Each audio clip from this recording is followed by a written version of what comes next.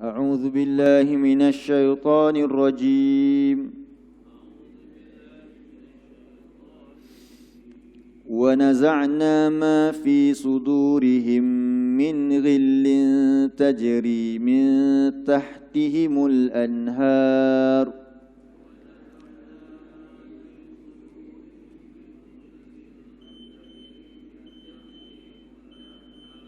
وقالوا الحمد لله الذي هدانا لهذا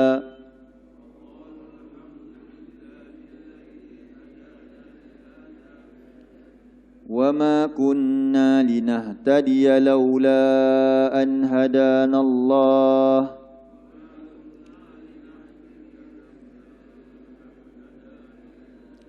لقد جاءت رسل ربنا بالحق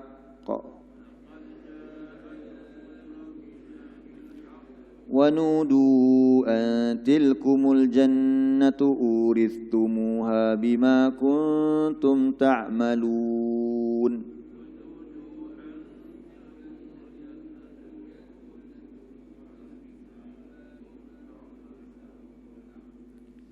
Dan kami cabutkan apa yang ada di dalam dada-dada mereka daripada kedengkian. Jadi ini Allah cerita tentang ahli syurga. Ahli syurga bila masuk syurga mendapat nikmat dan tidak ada perasaan dengki antara satu sama lain. Mereka berada di dalam syurga yang tajri min tahtihimul anhar, yang mengalir di bawahnya sungai-sungai. Kemudian ni apa kata Allah? Ahli syurga berkata bila masuk syurga, alhamdulillahillazi hadana lihadza. Kita tengok terjemahan dia apa Allah kata. Alhamdulillah, itu kita tahu terjemah tu insya-Allah. Segala pujian kesyukuran itu bagi Allah, allazi yang hadana. Apa terjemahan hadana? Hadana, hada yahdi hidayatan. Hudan, petunjuk. Hadana, telah memberi petunjuk oleh ia akan kami. Jadi ahli syurga ni dia bersyukur bila dia masuk syurga. Dia kata apa? Alhamdulillahillazi hadana. Segala pujian kesyukuran itu bagi Allah yang telah menunjukkan kami lihadza, untuk ke syurga ini. Untuk ke syurga ini. Jadi kita keluar daripada masjid, kita akan nampak signboard, awas. Lepas tu dia kata situ belok kanan. Lepas tu dari situ ke utara. Adakah yang tu kita nak ikut, nak pergi ke syurga? Tak. Tapi petunjuk tersebut tu apa maksud kat sini? Al-Quran. Jadi bila Allah turunkan Al-Quran tadi, Allah sebut pada bulan Ramadan. Sebagai apa Al-Quran diturunkan? Sebagai petunjuk.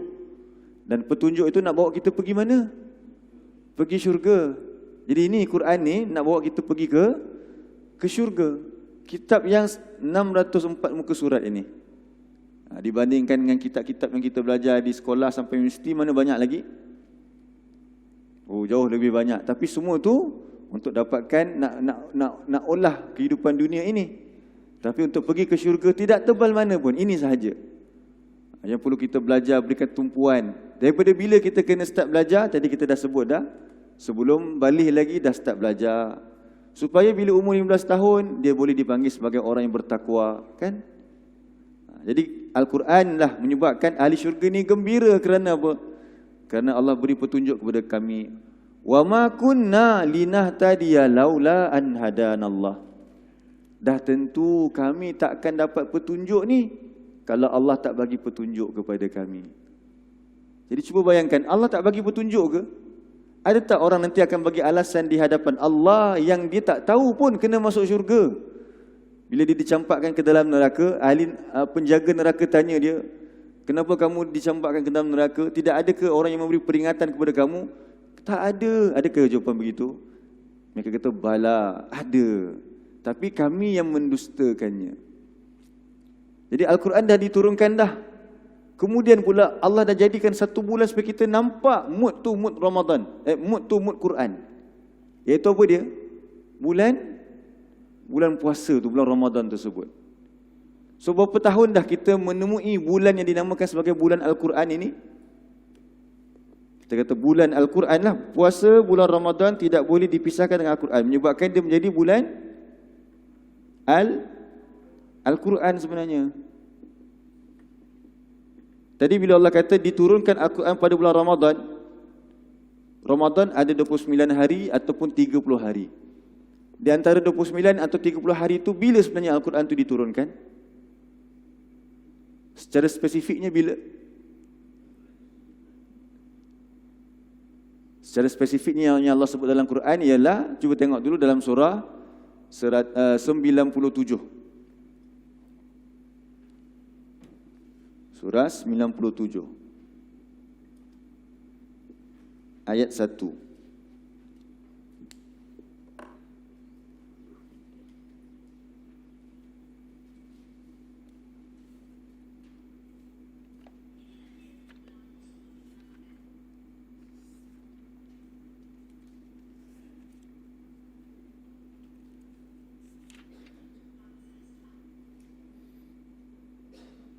Kita dah hafal dah ayat ni.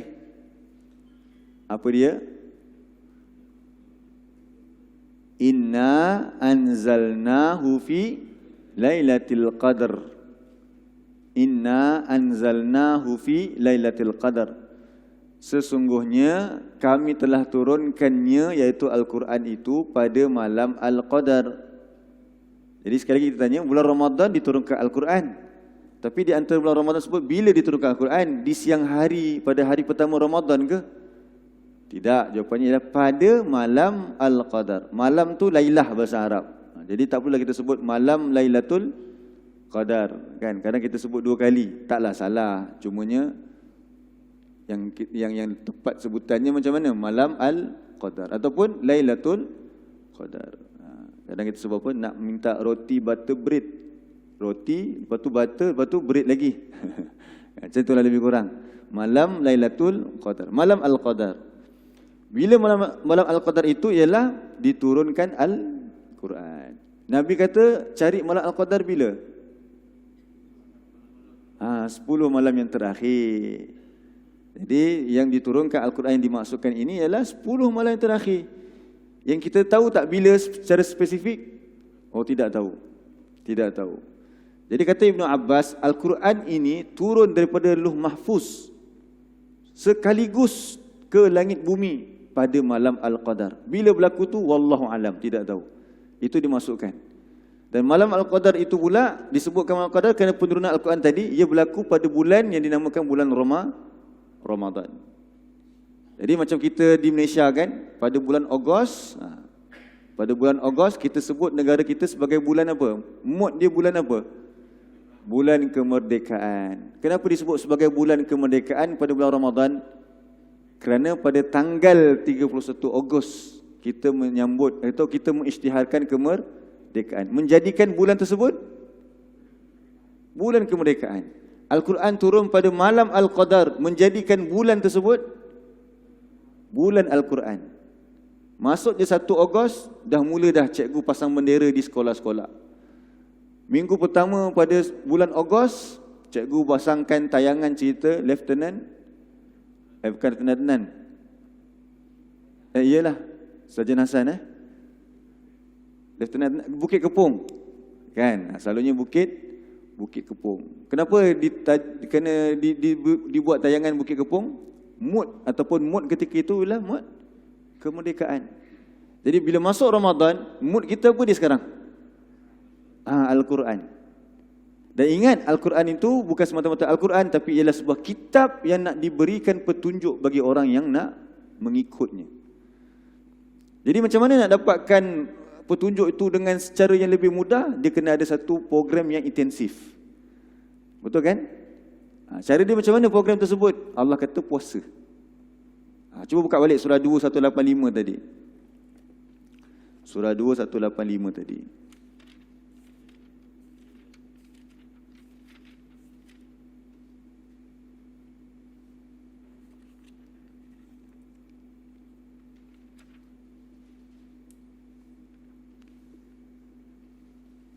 Surah 2 185 tadi.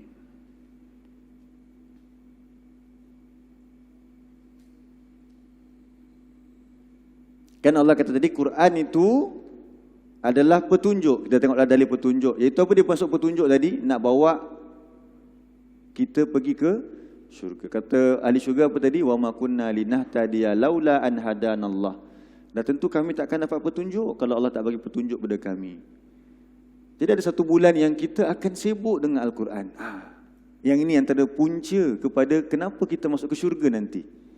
Disiapkan pakejnya berpuasa tadi. Berpuasa tujuan dia apa tadi? Takwa.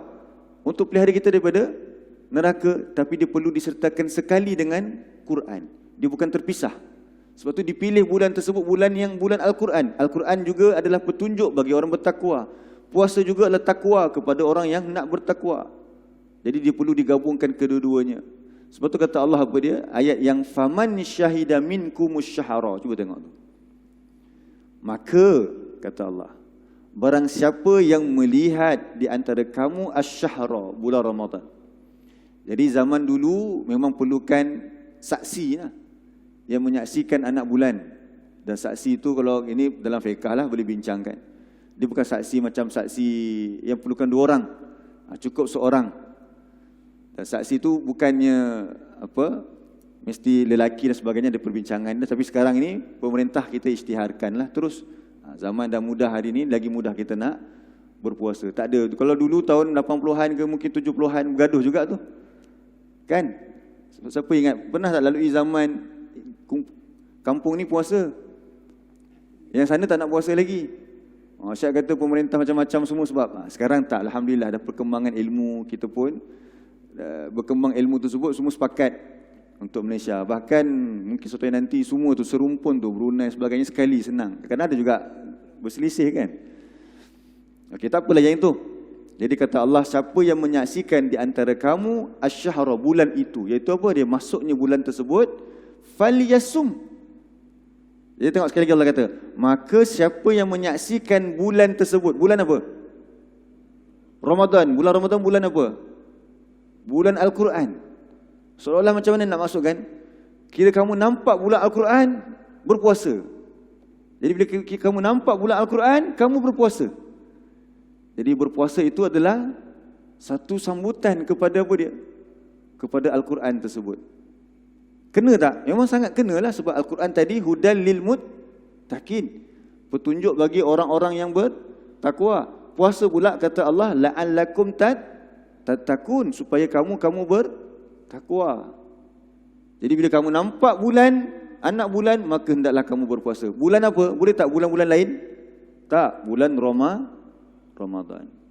Jadi inilah dia punya intensif dia untuk mendapat petunjuk pada bulan ini dengan sekalikan dengan berpuasa. Sebab apa kita kata demikian? Sebab kalau kita berpuasa banyak hikmah dia. Bila kita kata berpuasa, maksudnya masa yang kita ada banyak tak? Kan kita pernah dulu ni, kita ulang kaji sebenarnya ni. Dulu kita pernah dah tahun lepas kita cerita ayat ni, tahun ni kita ulang lagi sikit insya-Allah.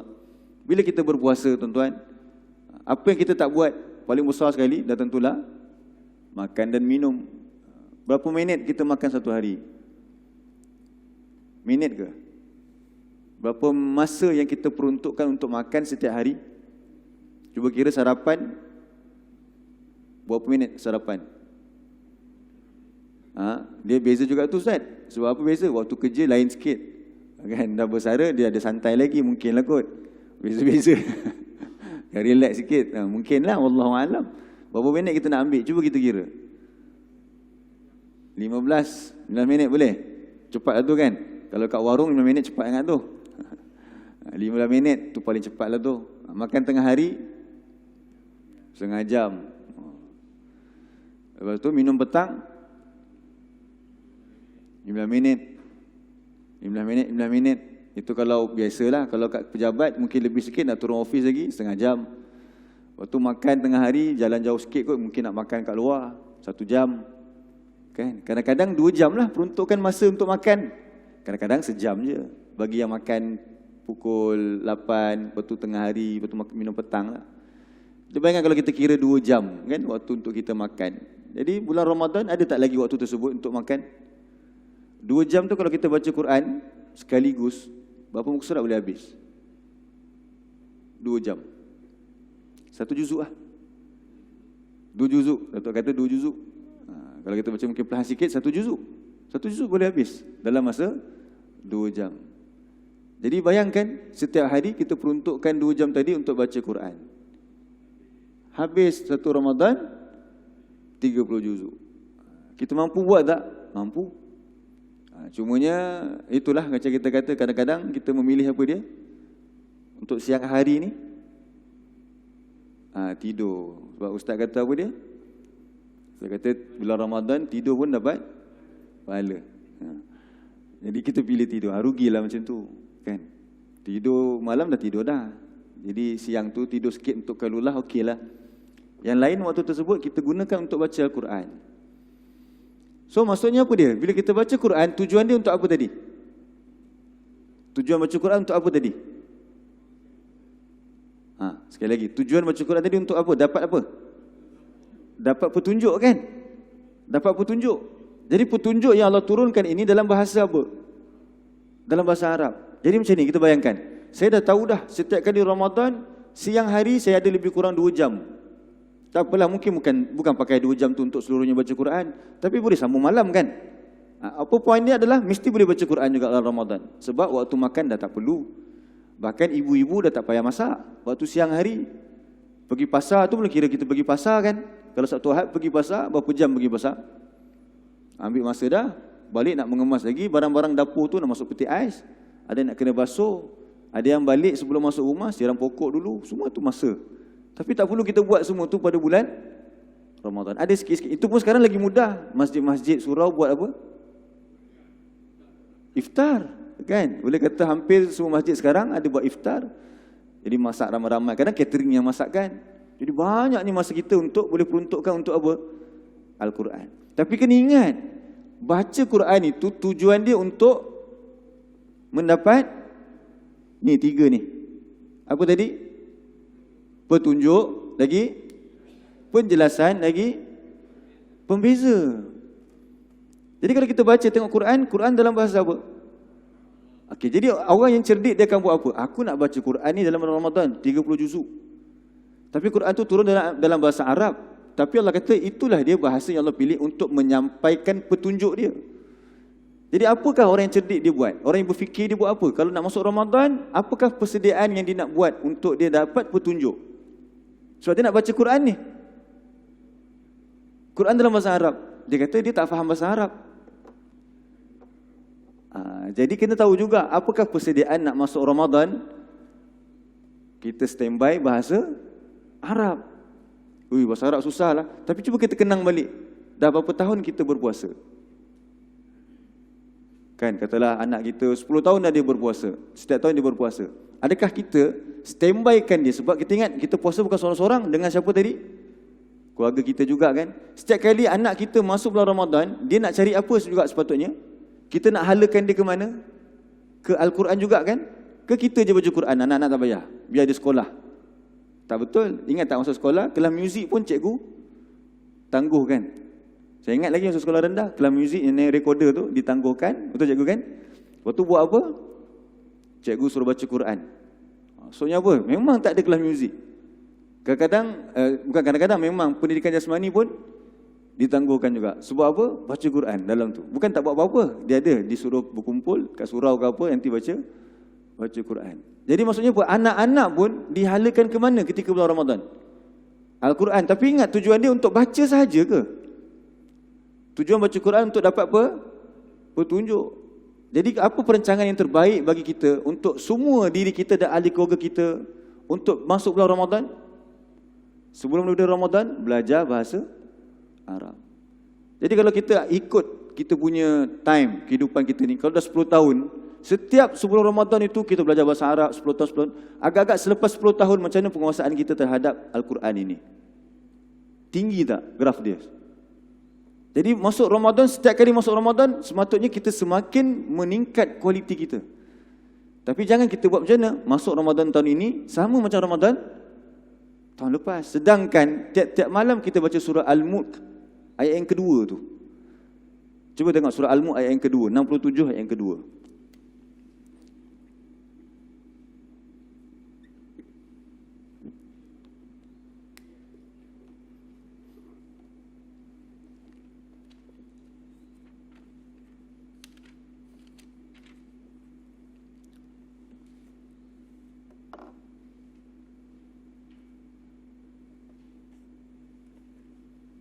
Muka surat 562. Muka surat 562.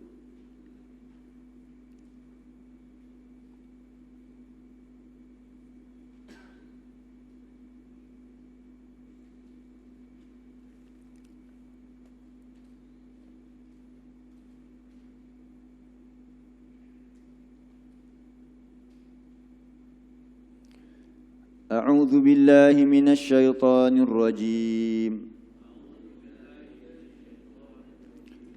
Alladzi khalaqal mauta wal hayata liyabluwakum ayyukum ahsanu amala.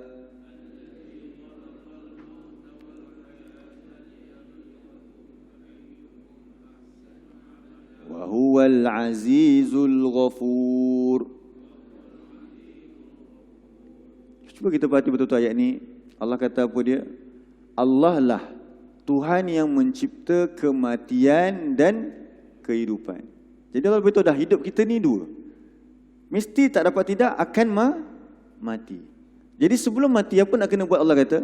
Untuk dia menguji kamu siapakah yang lebih baik amalan. Dia tengok terjemahan ahsanu, dia terjemah apa itu? Yang lebih baik. Jadi maksudnya sebelum mati, amalan kita kena sentiasa yang lebih baik. So kalau kita kata Ramadan tahun ini dengan Ramadan tahun depan, bermaksud apa yang bertambah? Umur kita bertambah. Betul kan? Bila umur bertambah, maksudnya kematian sudah semakin dekat. Apa petanda yang kita ni betul-betul berjalan di jalan yang betul? Amalan kita mesti lebih baik. Jadi kalau Ramadan tahun lepas, mungkin kita ada, mungkin contohlah, tempoh kematian kita lagi 5 tahun. Ramadan tahun lepas lagi 5 tahun. Ramadan tahun ini lagi berapa tahun? 4 tahun. Ramadan tahun depan lagi 3 tahun. Jadi apa beza Ramadan tahun lepas, tahun ni dan tahun depan pula?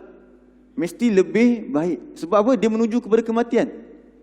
Dia mesti lebih baik. Jadi kalaulah dulu kita masuk Ramadan, kita khatam Quran dalam keadaan kita belum faham Quran. Bagus ke tak bagus baca Quran? Baik. Jadi Ramadan tahun depan, macam nak jadi lebih baik? Kita kena faham Quran pula. Ramadan tahun depan, macam mana kan lebih baik pula? Faham, untuk kita dah boleh lagi, lebih faham lagi. Maksudnya apa? Penguasaan tu bertambah. Dia bertambah. Lagi dan lagi jadi apa pula? Jadi orang yang boleh mengajarkan pula. Bertambah tak begitu? Itu namanya apa? Ahsanu amala, yang lebih baik. Tapi kalau dia sustain begitu je, itu ahsanu amala ke? Tak. Jadi kita tengok diri kita, anak-anak kita. Adakah kita merancang benda tersebut? Adakah kita nak masuk setiap kali Ramadan, kita nampak amalan Ramadan tahun ini lebih baik daripada tahun lepas? Ataukah ia masih sama? Yang paling menduka-citakan apa dia? Bukan sahaja sama, na'udzubillah, dia rasa dah tahun lepas dah buat dah. Tahun ni graf dia makin menurun pula. Itu lagi menduka-citakan. Jadi sepatutnya bagaimana Ramadan kita bertemu? Ahsanu amala, yang lebih baik amalannya daripada tahun lepas. Jadi tema paling utama Ramadan ialah Al-Quran. Jadi kita perhatikan, kita kena rancang. Dia tak boleh kosong, tak tahu, sekadar apa, mengikut trend. Kalau Ramadan orang buat apa? Tadarus kan. Satu perkataan tadarus. Daripada perkataan apa tadarus? Tadarus. Ni kalau kita belajar bahasa Arab kan, tadarus ni wazan apa? Wazan tafa'ala, tafa'ulan.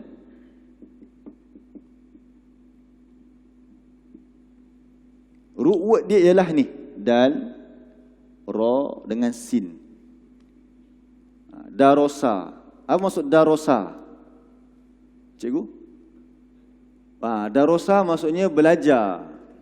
Darosa maksudnya belajar. Apa maksud darosa? Belajar. Bila dia tambah ta dengan alif, jadi apa? Tadarus. Tadi darosa, macam inilah contoh bahasa Melayu. Kita kata saji. Tambah me dengan kan. Macam mana nak buat ayat dia? Menyajikan. Betul tak? Itu tambah imbuhan lah. Lebih kurang macam itulah analogi dia. Darosa maksudnya belajar. Tadarosa, bila dia ada alif kat tengah tu, dia bermaksud saling.